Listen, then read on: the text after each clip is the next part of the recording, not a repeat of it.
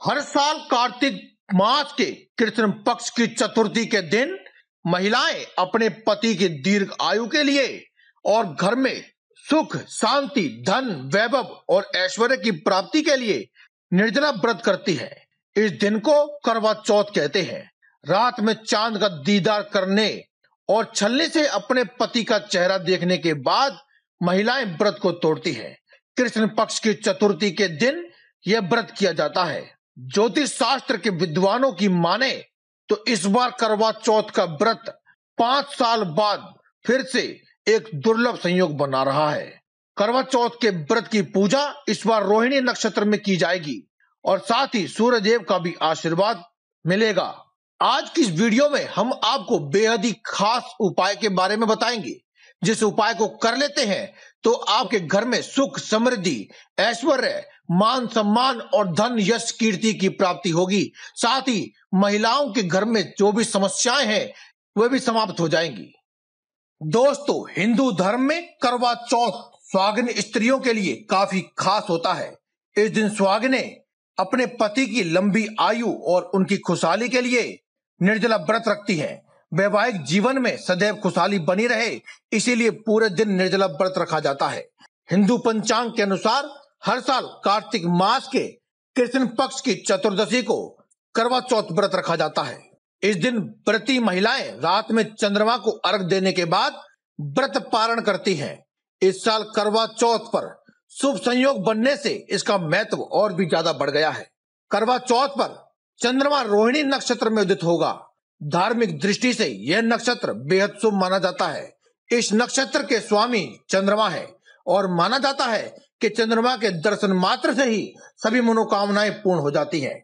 इसीलिए दोस्तों, आज की इस वीडियो में हम आपको एक बहुत ही जबरदस्त उपाय बताने वाले हैं, जिसे अगर आप कर लेते हैं तो आपकी सभी मनोकामनाएं निश्चित रूप से ही पूर्ण हो जाएंगी और आपके सभी संकटों का अंत होने के साथ ही समाज में मान सम्मान और कीर्ति में बढ़ोतरी होगी। घर में धन, वैभव, खुशहाली आएगी और साथ ही लक्ष्मी को प्राप्त करने की जो भी आपकी मनोकामना है वह सहज रूप से ही प्राप्त हो जाएगी। दोस्तों, बस आप इस वीडियो को पूरा अंत तक देखें और कमेंट बॉक्स में जय माता दी अवश्य लिखें और वीडियो को लाइक करना ना भूलें। नमस्कार दोस्तों, आप सभी का स्वागत है आप ही के अपने YouTube चैनल में। दोस्तों, आज के वीडियो में हम आपको बताएंगे आप अपने ही घर में जो आपकी पुरानी झाड़ू है उससे एक काम करें।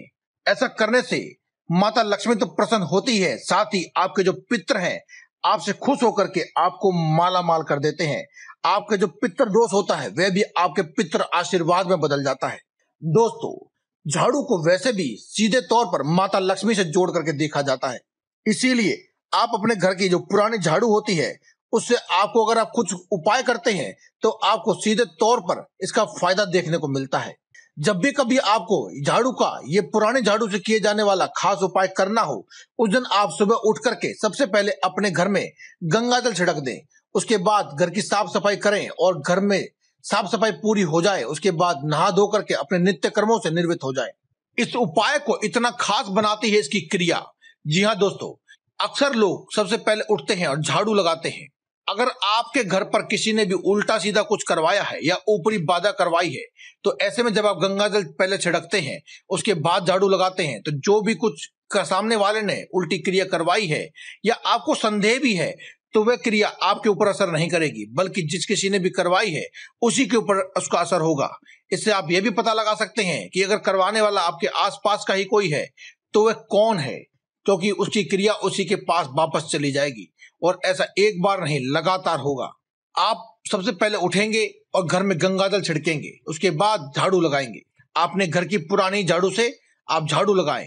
इसके बाद दोस्तों, जिस पानी से आप पोछा लगाते हैं उस पानी में थोड़ी सी पिसी हुई फिटकरी मिलाकर फिर आप पोछा लगाएं, ताकि आपके घर की हर प्रकार की नेगेटिव एनर्जी यानी नकारात्मक शक्तियां या फिर ऊपरी बाधा जिन्हें आप कहते हैं या नजर दोष वे स्वतः ही समाप्त हो जाएं।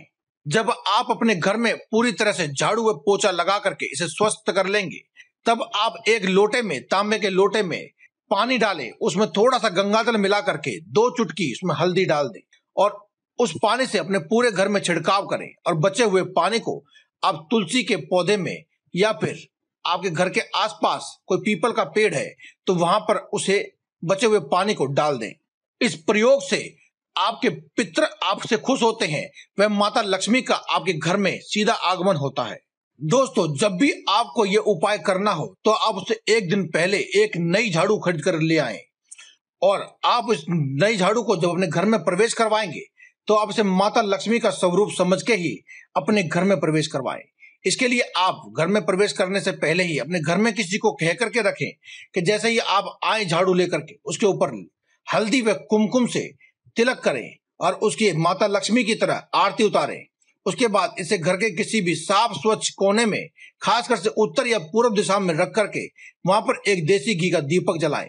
आप इसे नई झाड़ू को माता लक्ष्मी का रूप समझे और अब पुराने झाड़ू को आप अपने घर में से अगले दिन की सुबह साफ सफाई करने के बाद कूड़े को इकट्ठा करके उस झाड़ू से कूड़े को कहीं बाहर फेंक दें और उस झाड़ू को उठा करके किसी भी पीपल के पेड़ के नीचे रखाएं। दोस्तों, इससे आपके घर की सभी प्रकार की समस्याएं, विघ्न, बाधाएं व नकारात्मक ऊर्जा उस कूड़े के साथ वह झाड़ू चली जाती है। वह पुरानी झाड़ू आपके घर में से जो भी कुलक्ष्मी होती है उसे बाहर ले जाती है और नई झाड़ू आपके घर में प्रवेश होती है माता लक्ष्मी का रूप लेकर के। और जब वह झाड़ू पुरानी हो जाएगी तब आपको फिर से उस झाड़ू को बाहर निकाल देना है और नई झाड़ू आपको लेकर के आना है।